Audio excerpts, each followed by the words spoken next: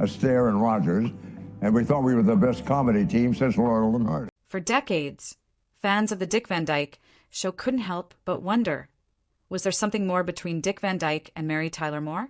Their on-screen chemistry as Rob and Laura Petrie felt too genuine to be just acting. Whether they were dancing across the living room or delivering rapid-fire jokes, it was like watching a couple that truly belonged together. It wasn't just performance, it was magnetic. As the cameras stopped rolling and the years rolled on, that question never went away.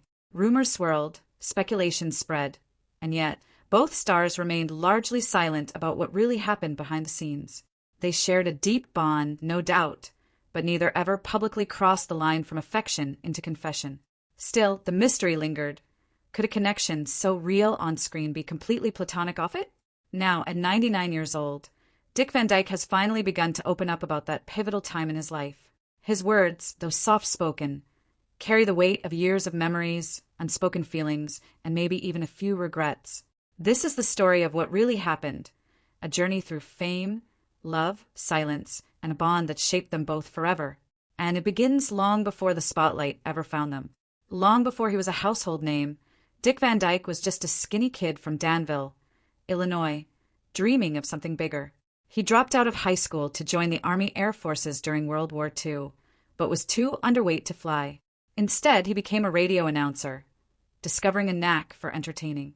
After the war, he hit the road with a mime act and slowly worked his way up, performing in nightclubs and landing spots on local TV. His big break came when a CBS connection got him a 7-year contract, launching him onto national television.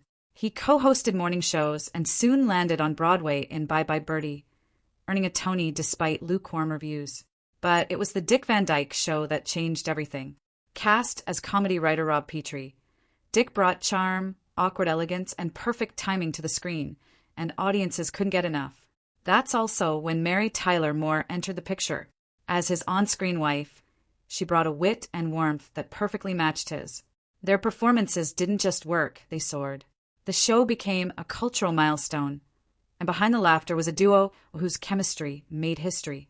Yet, while the world laughed along, something deeper was forming just out of the spotlight's reach. Mary Tyler Moore's start in showbiz was anything but glamorous. She was a dancer in appliance commercials, her face never shone, only her legs. But that early buzz got her noticed, and in 1961 she landed the role that would change her life, Laura Petrie.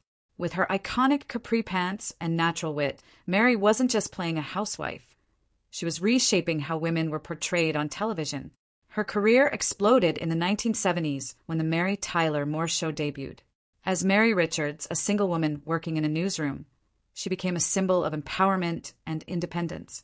The show was smart, funny, and revolutionary, winning 29 Emmys and making Mary a legend. She pushed boundaries in an industry dominated by men, proving that charm and strength could go hand in hand.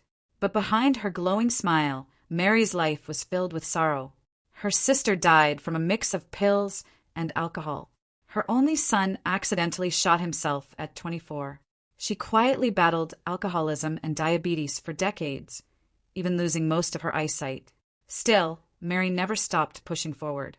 Through pain, she found purpose, using her fame to raise awareness, advocate for diabetes research, and inspire countless women to stand tall, even when the world knocked them down. The chemistry between Dick Van Dyke and Mary Tyler Moore was so electric, many assumed something romantic had to be happening off-screen. Their banter, body language, and effortless connection made them feel like a real couple. Fans and even fellow cast members believed there was more beneath the surface.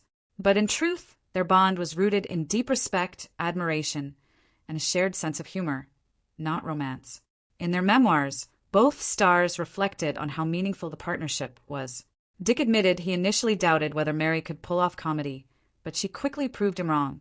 She, in turn, described him as one of the kindest, funniest, and most supportive people she'd ever worked with. They leaned on each other through the pressures of fame, but neither ever crossed that invisible line. What they had was rare, a deep emotional closeness that didn't need labels. Still, life pulled them in different directions. They both carried private pain, personal losses, failed relationships, and inner struggles that kept them moving in parallel but separate paths. They didn't fall out, They simply drifted apart with time. The connection never soured, but it also never fully bloomed into something more. It was the kind of relationship where silence said more than words, and where the what-if always lingered quietly in the background. Dick Van Dyke's personal life was as complex as his career was dazzling. He married Marjorie Willett Live on a radio show, had 4 children, and later fell in love with actress Michelle Triola. Their decades-long relationship ended only with her passing. Then, in his mid-80s, Dick found love again with Arlene Silver, a makeup artist 46 years his junior, and they've been inseparable ever since. But love wasn't his only struggle. Dick battled alcoholism for years before checking into rehab in 1972. He kicked the habit, but continued to fight health challenges, including a bizarre pounding sensation in his head that went unexplained for 7 years. From house fires to collapsing lungs, he faced near-death moments with humor and humility, even appearing on The Masked Singer at 97, reminding everyone he still had spark. Mary, too, faced her own silent battles. She lost her son, overcame addiction, and quietly lived with diabetes that gradually stole her sight.